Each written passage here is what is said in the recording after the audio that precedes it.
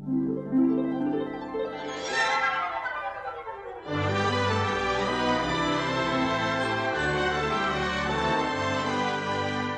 everyone, welcome back to the Disney Movie Marathon. Today we're going to be talking about the second in the Disney animated canon, Pinocchio.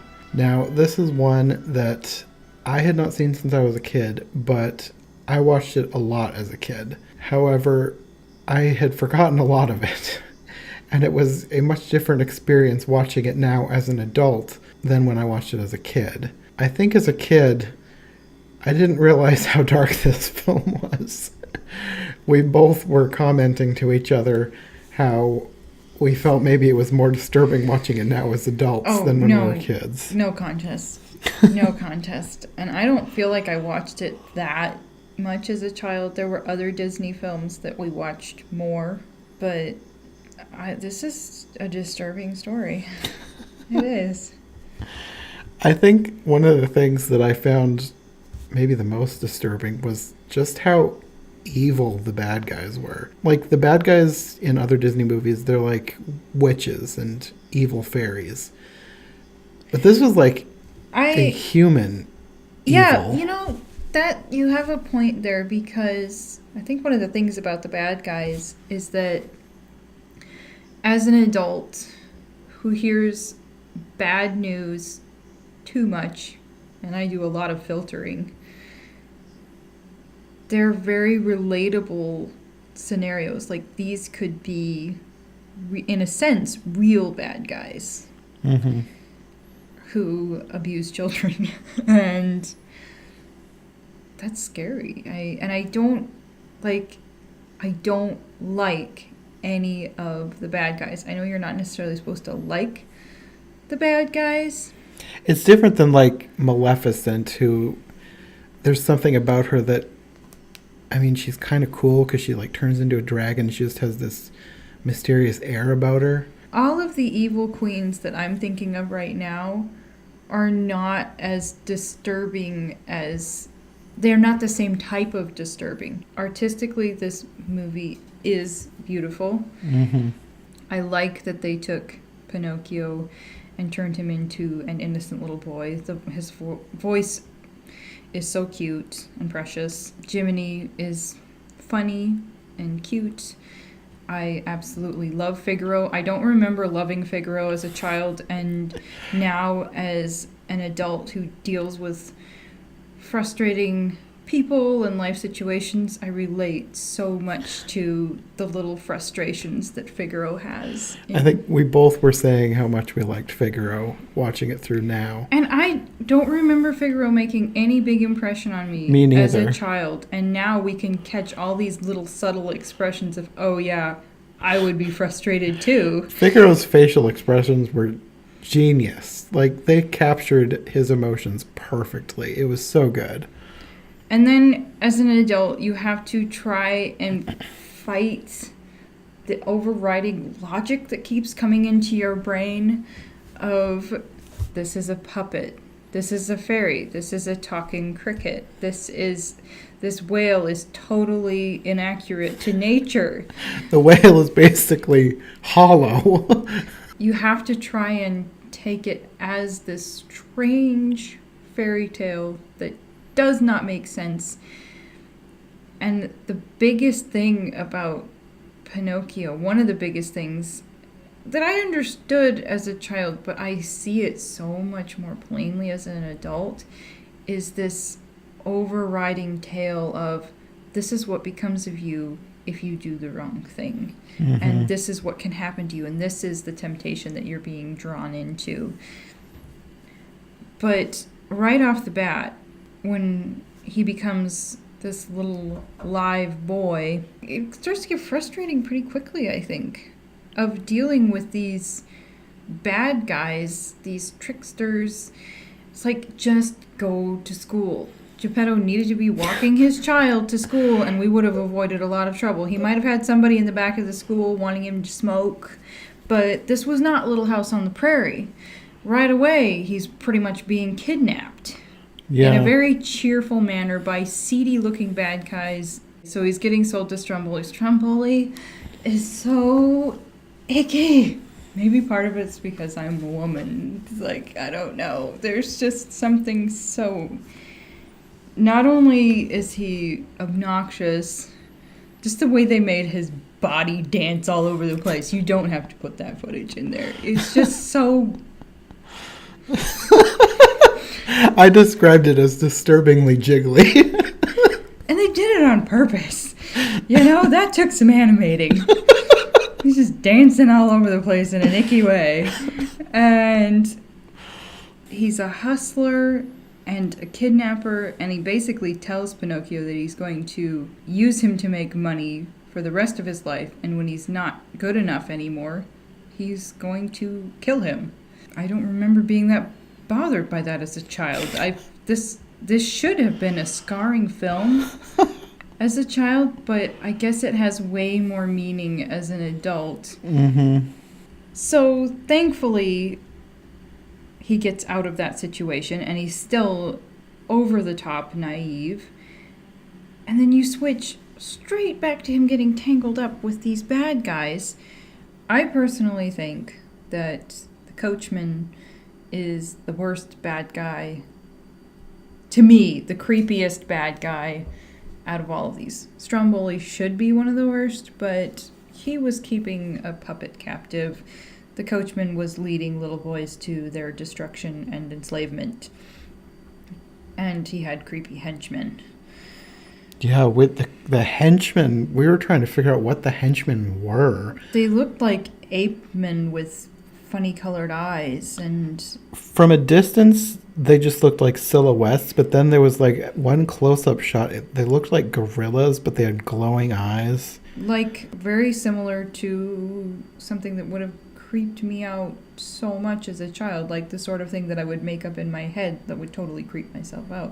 And I do not remember being disturbed by them as a child. Maybe I don't remember even noticing them as a child. Maybe that was part of my deal as a child, watching this and then imagining things like it. Yeah, this scene is so different to watch as an adult. Them going to Pleasure Island, I feel like to me, it felt like the strongest moral allegory or analogy in the film of them going and, oh, let's go punch somebody just because, and let's smoke and drink and do all, and vandalize property, and isn't this fun? There was a lot of stuff that was going on in this scene that I was thinking, I feel like they would not show this today, especially the kids drinking and smoking. And it just seems like it would not fly today. Hanging out in a pool hall. And it was supposed to be this very strong moral message. And as an adult, I can see that. As a child, I don't know how much I got it. I understood that they were being bad and that they turned into donkeys because of it. My innocent little mind. And now I can see such a strong moral tale, and it has to be viewed within that context, because otherwise how could Pleasure Island exist without being totally destroyed? It's financially impractical, so it has to exist in this realm of a fairy tale. If you think of him as a real person who kidnaps little boys and then basically sells them into slavery, and you have these little boys that are repentant and wish that they could go back to their mothers, but they can't. I think that was the most disturbing part, was the little boys as donkeys begging to be let go. My name is Alexander, and I want to go home to my mama. And it's like... That's like almost chilling. The way he was treating them and the way they were pleading with him. I was so much more disturbed as an adult than I was as a kid. Yeah, and this is supposed to be teaching kids, but as adults, we're the ones being creeped out by this. I'm past child enslavement. And I don't want to smoke cigars, so I guess maybe I'm safe. I think Pleasure Island is catering to a very specific type of disobedience. Yeah, they were supposed to be boys playing hooky from school, Yeah. Stupid little boys. Pinocchio manages to get out of there, and then, oh shucks, Dad's been swallowed by a whale when he went out looking for him, so he better go find him. The magic dove told him so you better go take care of this situation. The underwater scene was amazing. It was Like, beautiful. the artistry was just It was gorgeous. beautiful. This is one of those that's good to watch as a child because you don't care that this is a completely illogical fairy tale. But as an adult, I think we can appreciate the artistry of the underwater scene way more than I did as a child. All the varieties of the fish, the coral, the animation of the water, the bubbles. It was just stunning. I was like shocked that I had not remembered that at all. I was just blown away. It was like watching a moving painting. I felt It was the ocean, the way they did the ocean was beautiful. Like the top of the ocean, the waves. I felt watching this scene very close to how I feel watching Fantasia, just watching moving art. It was so good. The whale is the least evil bad guy, and I feel like he should have been even. Do I like whales this much? Apparently. Like, I view them as these benign creatures. They're just trying to eat their little krill and do their own thing. But this one had to be evil. And they did that with that little eyeball movement, like, oh, do not. I really liked the animation on Monstro. And what happens when you're swallowed by a whale, kids? You just hang out in there on a wrecked ship and try and catch fish in his stomach juices. If you have a kitten, tie a line to the kitten's tail so the kitten can help you fish in the stomach juices. But anyway, Pinocchio is swallowed anyway, and they're joyfully reunited, and Pinocchio has, this may be his only clever moment in the movie. It's good that he wanted to do what was right, but he wasn't doing a good job of it. The clever moment comes when he wants to light a fire and make the whale sneeze. How did he get this smart in the 48 hours that he had existed? It probably wasn't even a week. Yeah, stuff was happening fast. So you have this drawn-out sequence, which was gorgeous in animation, but I struggled with the whole, I'm a big mean whale with teeth, and I'm coming after you because I'm mad that you lit a fire in my stomach. And they get through all of that, and in Disney fashion, nobody dies. If this were an old fairy tale, who knows, maybe they all would have been dead. They get back to the cottage, and Pinocchio looks like he's dead, and this whole scene seems very reminiscent of the scene with Snow White where she's dead. And just the lighting and the way they did the camera movements on the characters crying over Pinocchio's lifeless body, it was just so reminiscent of Snow White, the end of Snow White. And at this point, the audience was probably expecting, okay, everything is going to be okay. We've been here before. Something's going to happen. The fairy's going to show up or something. And he comes to life, and this part was so funny. Because Geppetto doesn't want to believe that he's alive. He's like, oh, you're dead. Lay down. I've made up my mind that this is the reality. But it was so cute. I didn't find that funny as a child. I know I keep referencing when I was a child, but I don't remember finding that funny at all. I probably took it very seriously. Probably took that more seriously than the people turning into donkeys. Yeah. Oh my goodness. It's okay that I didn't retain a lot of stuff.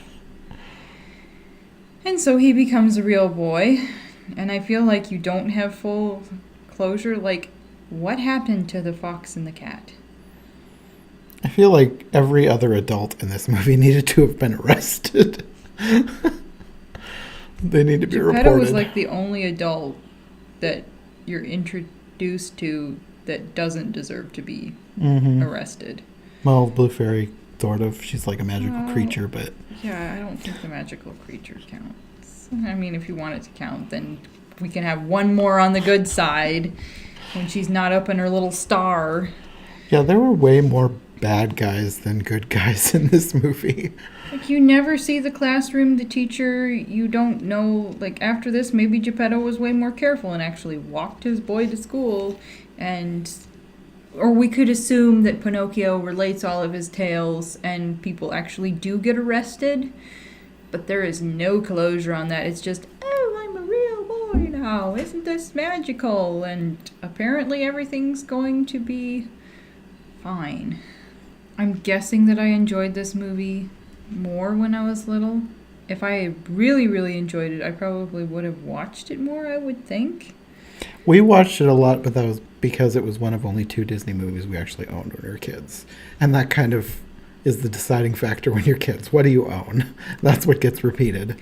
And we watched the making of, and they're talking about how much effort went into this and all these masterful things. And I can appreciate different elements, but for me personally, this is never going to be my favorite movie unless I change a lot as a person. Yeah, I think I agree. It was just, the bad guys were just too icky. The plot line was too disturbing. The artwork is not enough to redeem it for me. The good voice acting, all of the good things about it are not enough to redeem it for me and make me want to watch it all the time. How do you feel about rewatching this film and sharing it with small children? I was sort of thinking about that. Like, I know I watched it as a kid, but is this one that I would show kids? Like your little nephew. I mean... And I feel like I probably wouldn't. Yeah. Like, maybe Beauty and the Beast, probably. Maybe when they're, like, a little older. Like, 10 maybe. But, like, probably not as young as we were when we watched it. I guess it probably depends on the kids, too. Like, if you think a kid is emotionally able to handle something more scary. Or they've shown an interest in smoking. So, Snow White comes out ahead for me, and that one's pretty dark. Mm-hmm. But there is something very sweet about Snow White, and not that there isn't any sweetness in Pinocchio, but maybe it's because the witches just aren't as relatable. I think that's for probably real life. Like, I think that probably plays a big part in it. Like, you can put it more in the abstract, maybe. I don't even know. If you're the kind of person who can get past the bad guys and just view them more in the abstract, then I can see why people would like this film, because there is a lot of beautiful artistry in it. The music is amazing. The paintings are amazing. The animation is amazing. If you're focused more on the love between Geppetto and Pinocchio and the sweeter elements, but for me, the darker elements. They were a lot stronger than I remembered them being. Yeah. Like, thinking back on it, the main things I remembered about the film from when I watched it as a kid was the blue fairy and the seahorses. I love the seahorses. I still love the seahorses. I hadn't really remembered them. I remembered the turning into the donkey thing, and I remember that too, but I didn't remember it being so horrific. No, it was not a huge deal to me as a child that I remember. I think the Lorax was more emotionally unsettling to me than Pinocchio. So yeah, that's the review. It's not really what I was expecting to feel. No, I don't think I was either. But that was the thing. It had been so long that 90-some% of it was pretty fresh to me. Even though I understood a lot of the basic plot line, there was so much that I had forgotten. Yeah, and even though I knew what was coming, I didn't know how I was going to feel about what was coming. Because I remembered what was coming from watching it as a kid. I knew everything that was going to happen, but I was not anticipating how everything was going to affect me. Okay, that's about all I have to say. Yeah, I think that's going to be all for our review today. Next time, we're going to be talking about what is one of my all-time favorite films. Not just all-time favorite Disney films, my all-time favorite films, period. Fantasia. So you can look forward to that, and we'll see you next time. Bye. Bye.